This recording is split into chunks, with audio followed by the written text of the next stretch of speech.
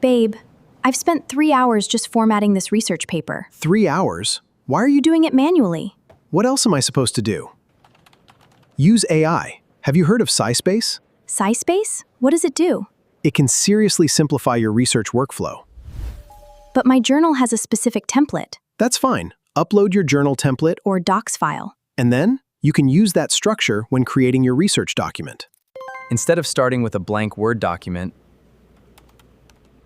I can work from the structure I actually need? exactly.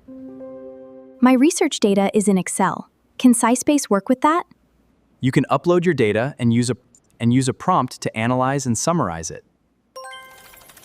Then you can turn the results into a clean summary table for your paper. That would save me so much time. Exactly. It help with citations and tables too? Yep, you can work with citations, create tables, and organize your research content. And you can turn important results into visual content. Like an infographic? Exactly. And when everything is ready? Document, you can export your work as a Word document and continue editing it yourself.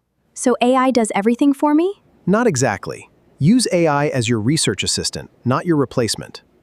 Always verify the sources, data, and final content. With Sci Space, you can streamline your research workflow From your documents and data to citations, tables, visuals. and your final document.